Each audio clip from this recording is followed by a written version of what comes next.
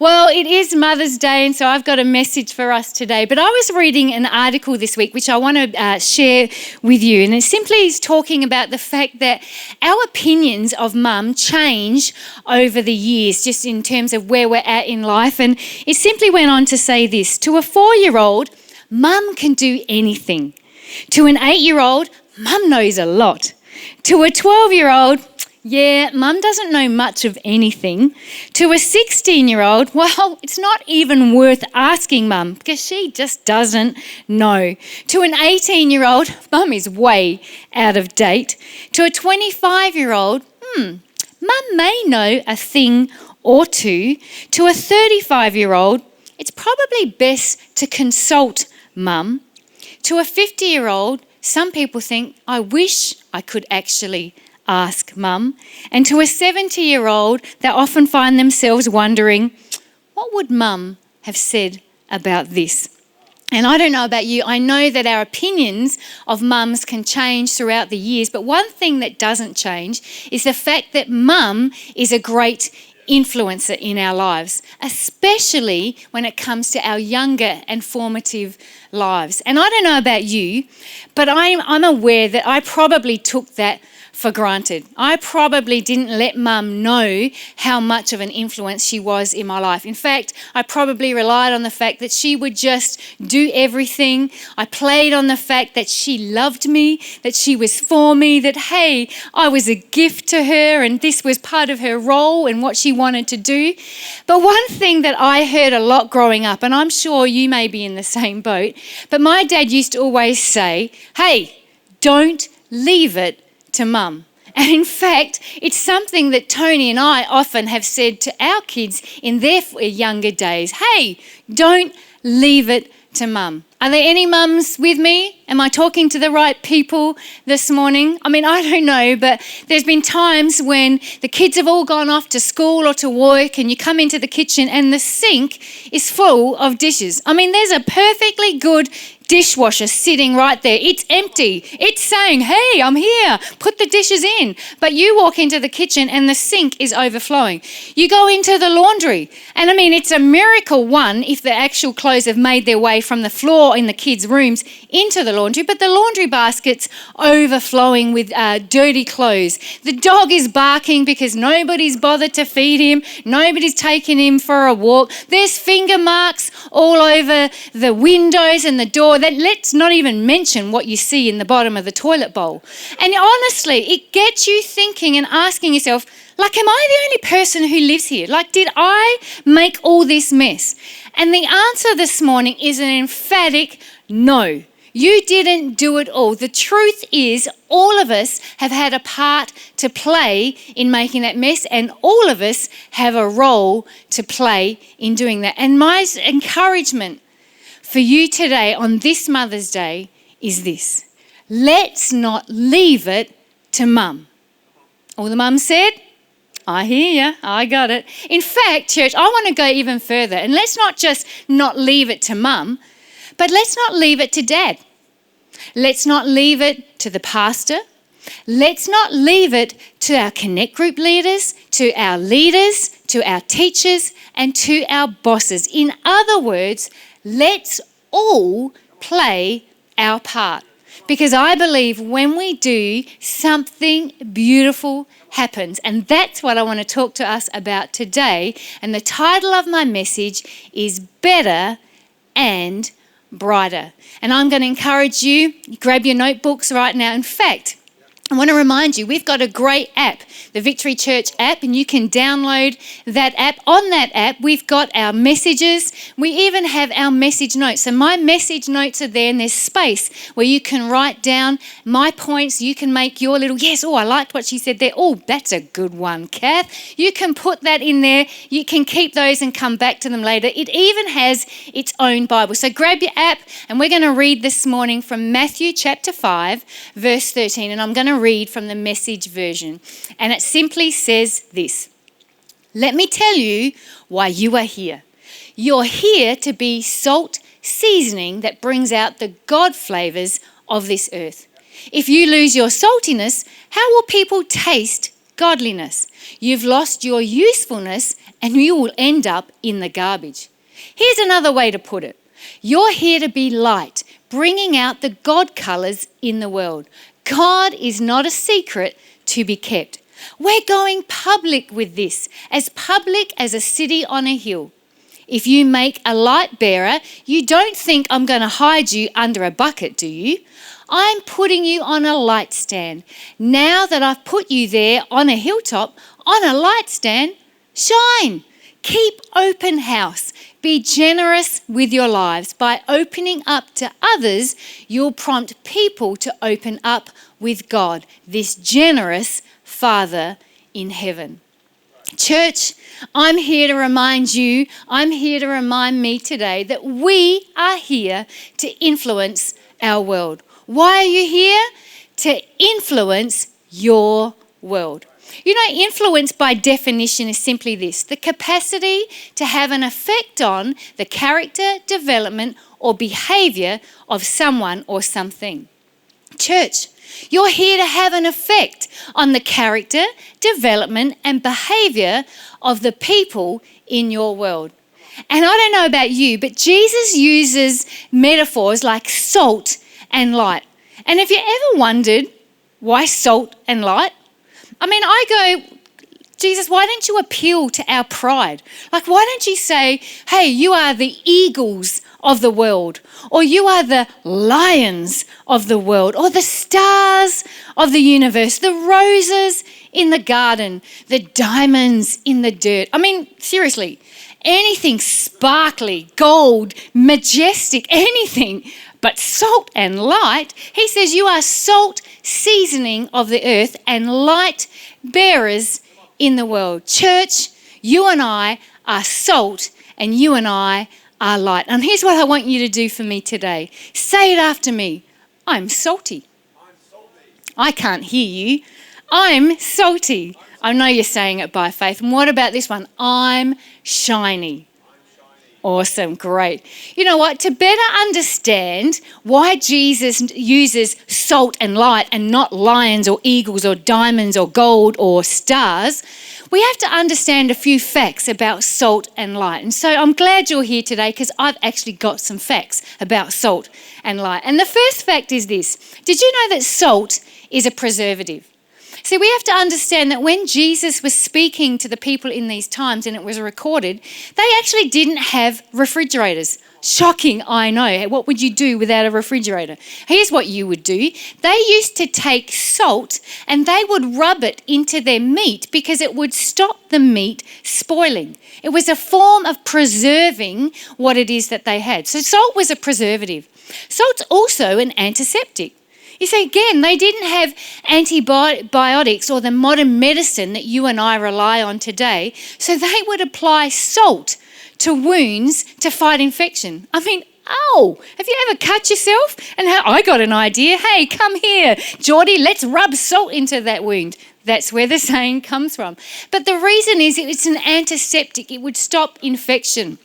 When babies were born, and think about the birth process, mums, and you've all been there, but the birth process is pretty dramatic. But imagine back in Jesus' day, it was pretty archaic, and they used to rub the babies in salt to protect them because of the cuts and abrasions through the dramatic process of being born. So salt is an antiseptic.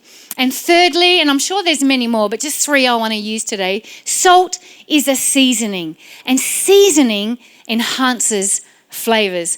And I grew up in that kind of era where, you know what, salt was bad. Salt was a big no-no on the heart list, and you don't add salt to anything because of cholesterol and what it would do to your heart. And several years ago, Tony and I were in South Africa, and my girlfriend Fee was with us. We were doing a ministry trip, and one of our friends, Craig Clark, is a great friend of this house.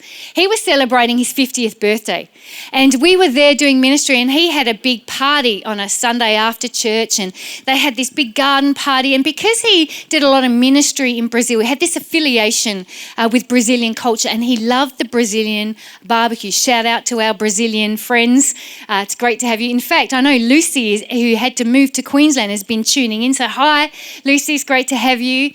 But so he had this Brazilian barbecue, and they were known for their meat and bread. And I mean, you know what? When you're not into carbs, it's like it's party central. Meat and bread, how good can it get? So we were standing around and the waiters were walking around with platters of bread and meat. And this poor waiter makes his way to where Tony and Fiona and myself are. And we take a bite of this meat and we're like, oh. And then we did not let this guy go. I think he was trying to get away. We looked like seagulls surrounded him. We are stuffing this meat and going, oh, what is this? Like, what? This is amazing. Like, we were salivating and just gushing over the taste of this meat. And we went and we were chatting with the guys who were cooking the meat. And we're like, seriously, what's the secret? I've got to take this back to Australia. I don't know. I've never tasted meat like it. What is it? And they were so perplexed and confused. And they simply said, it's called salt. And we were like, what kind of new teaching is this? Like, this is salt. My life dramatically changed from that day forward. I mean, we just salt on everything because salt was a seasoning. It made things better. Hey, here's some facts about light. Do you know that light dispels darkness? I know it's deep, but you know what? When lights are turned on, darkness is removed. You can't have light and dark at the same time. One of the facts about lights is it dispels darkness. Another thing that light does is it reveals. Who's ever walked into the dark room? You've got up in the middle of the night. My bed is always in the same place every night. But if I get up in the middle of the night to make my way to the bathroom, undoubtedly I always whack my leg on the edge of the bed. It's like, who put that bed there? I mean, it's always been there. But when you walk into a room and you turn the light on, it's all of a sudden the contents are revealed. The light didn't make them there. The light just revealed what was already there. Light is a great revealer. And the third thing I want to remind us of this today is that light warns.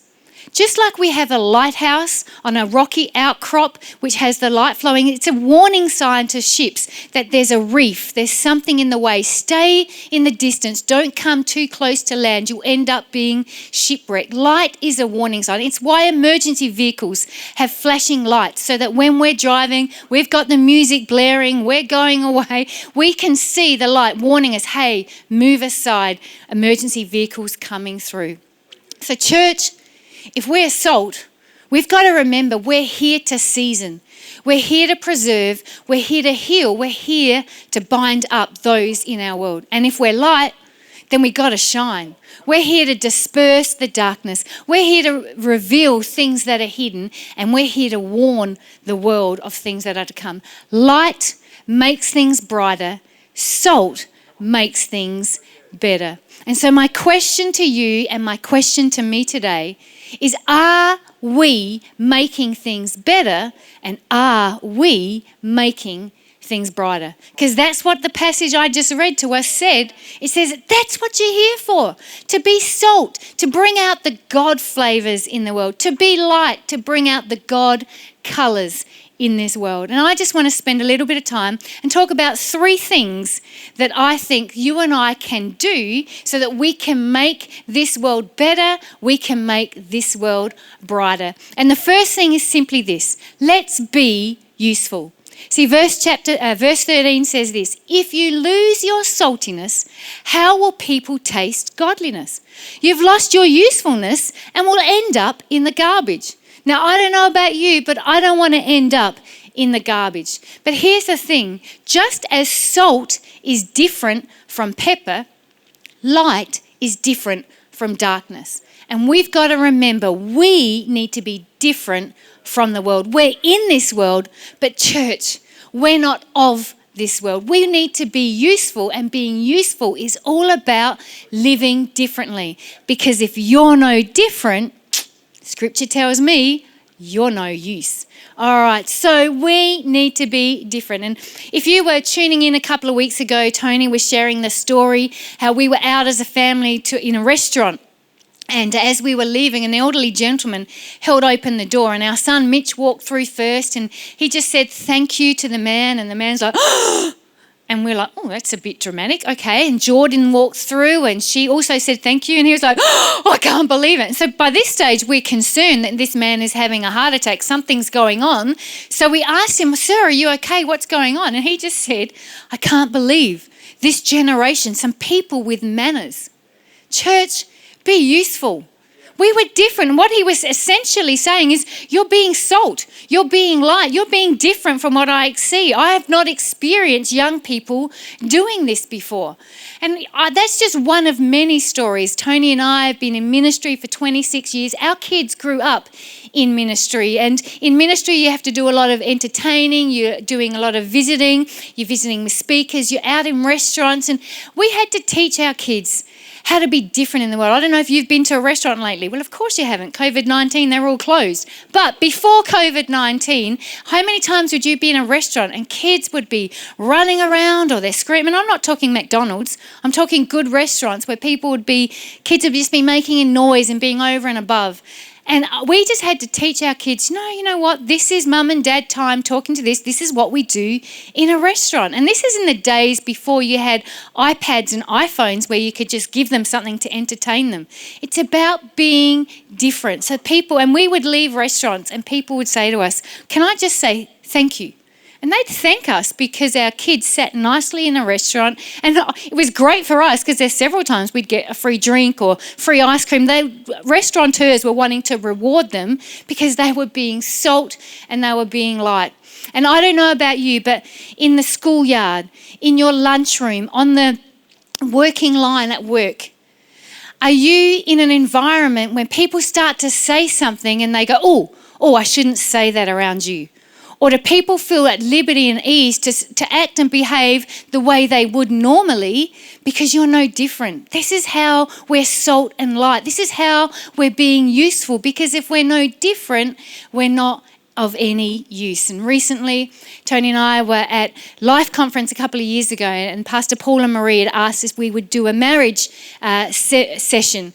And because of where the hotel was, in light of where the conference centre was, they assigned us a driver who would pick us up, take us there, make sure that we turned up on time, could do our session, take us to lunch, help us out. And we spent the day with this young man. He was a really nice guy, and I don't know his history or where it was, but at the end of the day, he just said to us, you know what?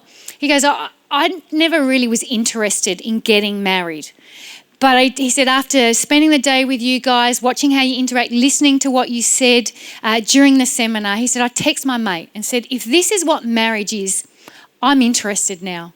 Church, it's actually not that hard. That man saw something different. We were being useful. Church, if you want to make life better, you want to make life brighter, be useful. The second key is be visible.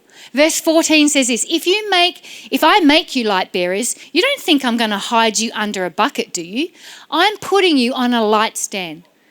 Light can be seen, salt can be tasted. And it reminds me of a story once I made a pavlova. I know you're shocked, but I actually did make a pavlova. And my mum was at home. I think she was working. So I thought, you know what? We had a night of the week where we would make dinner. And so I made dinner and I thought, I'm going to make a pavlova because actually it's my favourite dessert. If ever you're wondering, pavlova, I love it. And so I went to the cupboard and got all the ingredients and I had the recipe and I made this pavlova. And I must say, it looked amazing. It rose nicely, had all the nice peaks, and I got the cream and I beat the cream and I put it on and I had all the fruit nicely on there. I mean, it looked schmick. So we had dinner and dessert comes and I'm so proud. I walked my pavlova out and I put it on the table and we cut it and we dish it out. And so we're about to, and you eat it. So we get in there, you can imagine a big spoon of frothy meringue drizzled in cream. Oh, I'm just hungry now thinking about it. And fruit on it. We took one mouthful and everybody's just like, blah! What I hadn't realised is I had grabbed the salt instead of the caster sugar. And we've got to remember, guys, salt can't be ignored. It's not like I could actually just, let's pretend that didn't happen and we'll just eat it anyway. No. It was visible. It was through the whole thing. It was inedible. And I want to remind you, there's no such thing as a secret Christian. You want to make life better, you want to make life brighter, then you need to be visible. Secrecy destroys the witness, or the witness destroys the secrecy. You can't have it both ways. We need to live out our Christianity. Live boldly, live graciously, live kindly, live unapologetic. You don't have to be a pain about it, but be visible so people look and go, no, you're different, you're visible. I can see your difference. You're not just telling me you're different. I can see it. If people need help, you know what, church? It should be us. How do you think hospitals got birthed? All these things came because Christians wanted to be visible. They saw needs and they wanted to meet them. If people need a help, if they need a leg up, it should be us. It should be the church saying, hey, this is our opportunity to be visible. This is our opportunity to make life better and to make life brighter. I know this to be true. Many people may not read the Bible, but they will read you. And my question is, in what category and section of the library, if you're a book, would they find you? Would it be the horror section? Would it be the lying section?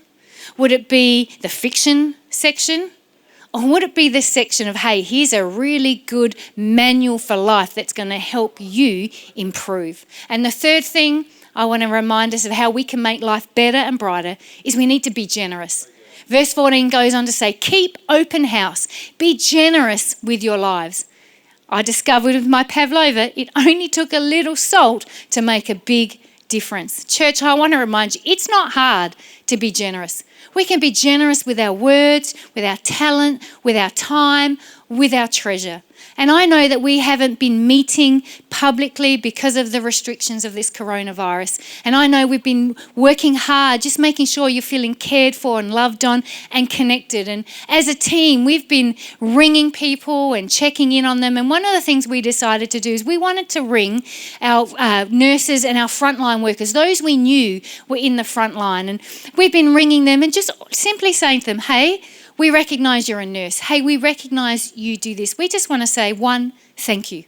We appreciate what it is that you're doing. We love the fact that you're going to work every day, doing what you're gifted for, but doing it so that you can help make this world a better and brighter place. Hey, we're letting you know we're praying for you. We're thinking of you. We're praying for your family. Is there anything practically we can do for you? And can I tell you, church, the response from them was like they were shocked and amazed. And oh, thank you for thinking of us. It's not hard. It doesn't take big things, but we can be generous. And when we're generous, we're making life better and we're making life brighter for people. So church, these are the things that we're talking about. This is what it is to be salt and to be light that you need to do today. And so I just want to remind you that you're here to be an influence in your world. You are salt and you are light. Remember, let's not leave it to mum. Let's make our world better. Let's make our world brighter. How? By being useful, by being visible, and by being generous. Let's bring out the God colours and the God flavours in our world today. Amen? Amen. It's awesome.